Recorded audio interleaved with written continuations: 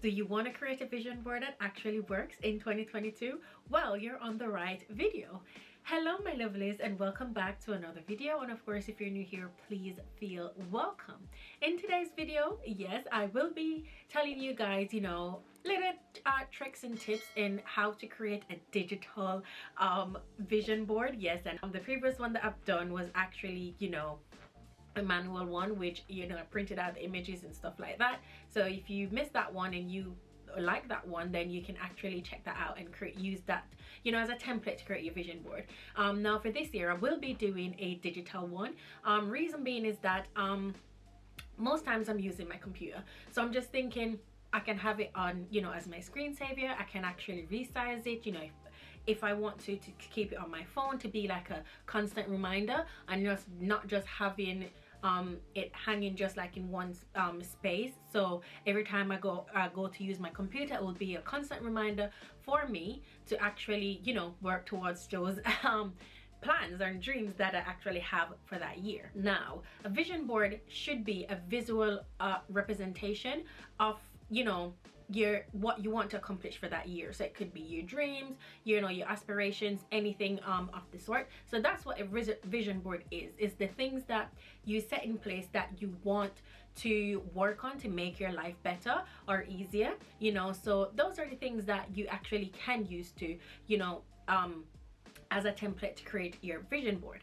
Now the first important thing is to know what you want. Have a reflection on the past year or the past month to see what you want for yourself and what you want to achieve for that upcoming month or year.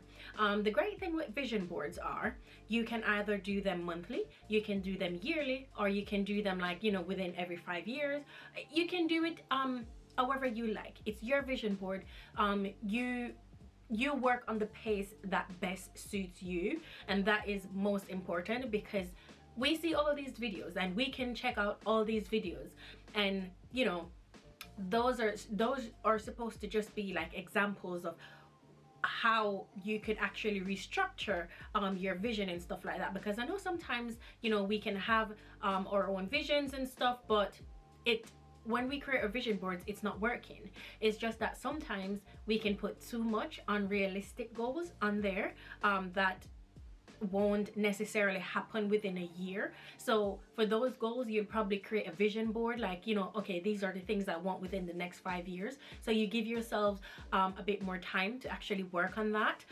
The next thing is I know sometimes it can be a little bit overwhelming thinking of all the things that we need to do. We're not in the right mind frame and stuff like that, which this is the great thing about the vision board. It allows you to reflect, it allows you to think, and to actually create a list of all the things that you want to do within that year to come. Now the other step is guys, after your reflection and so forth, then the next thing is to actually you can use a notebook, you can use your notepad. It doesn't matter which way you want to do it. You can use that to actually create a list of everything that you need to do within that year. So you write down all the list of things that you want to improve in your life. It doesn't matter how big or how small it is, guys. That is the most important thing. Do not let anybody shame you or shun you for the smallest dream that you may have or the biggest dream that you may have. And this is why your vision board should be for you and not for others. So say for instance you have different categories in which you can actually break down these vision boards. So you can have career, you can have lifestyle, you can have relationship, whether it's whether it's like a personal relationship, whether it's a relationship with God, whether it's a relationship with your partner, friendship, family, it doesn't matter. Then you can have a lifestyle. So your lifestyle can be broken down in so many different categories, whether it's health, wealth, anything. Lifestyle can just be broken down into that. So it's up to you what you consider to be of a lifestyle. Next thing you can have personal, you can have health, you can have home. Doesn't matter what you want, you just create your list and just work on what you want to work on within that year. It can be the simplest thing, guys, as I said, but create what will work for you. So the next step would be in actually to create your digital mood board is collecting images. Now, there are many different ways in which you can save images. You have Pinterest, you have Instagram, you have Google, you know, you have Facebook. It doesn't matter where you actually find your images, you can save these images and what you think will represent your vision the best.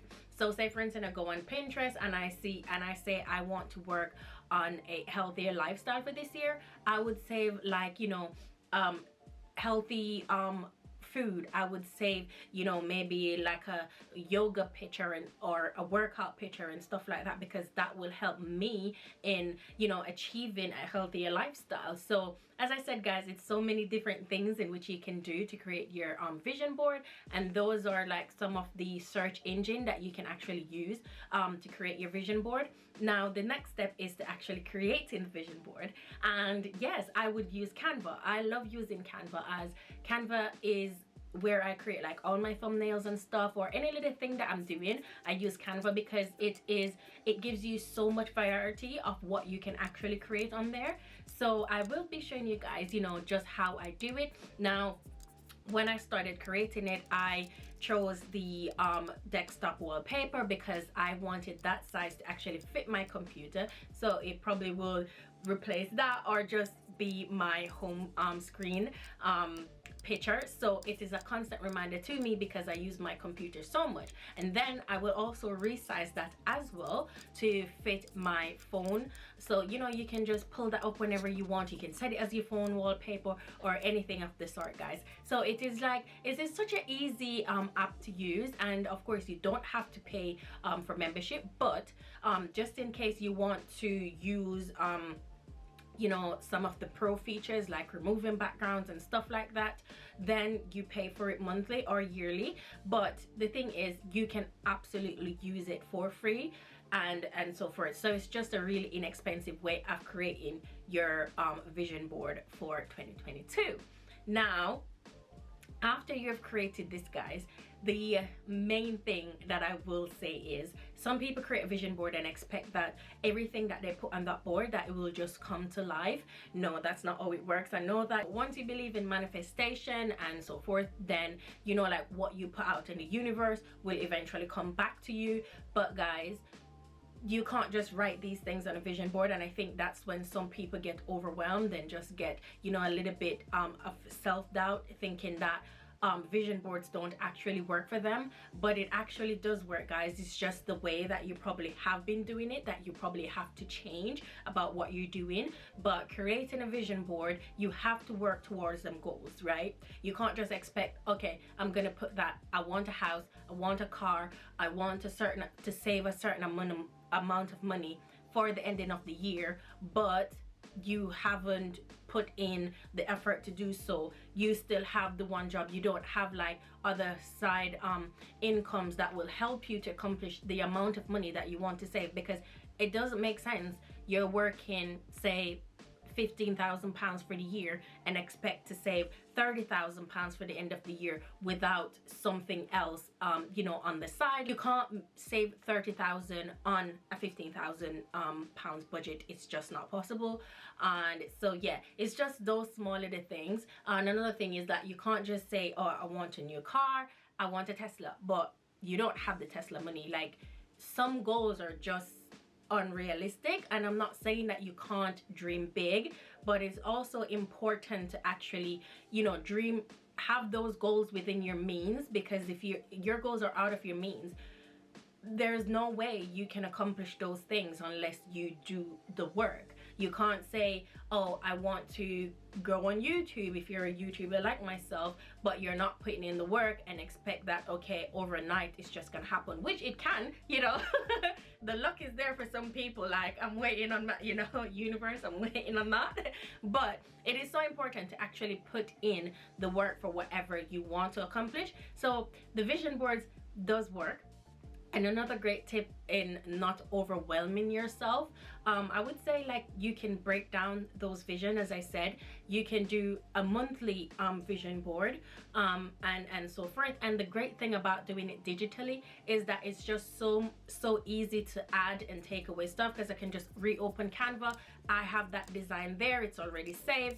I just do that, edit that design, that I don't have to create a new one. So that is just so really good as well. So that's another tip. You can break them down, and it's just really good to actually think about what you want to accomplish, even if it's just 5 things. If it's 5 things that you say, okay, this is what I want for this year, write those 5 things down. Sometimes vision boards can be overwhelming because we're creating like all these pictures of different things that, oh yeah, this is what I want to accomplish. No, do not overwork yourself, of course, and do not overwhelm yourself to keep up with the Joneses. No, keep at your own pace and go for the things you want and the things you need to accomplish, and then that vision board will work for you. It will. Sometimes we have to take a step back and just reflect and, you know, look at the one that we've created and think deep down in ourselves, is this too much for me to accomplish for this year?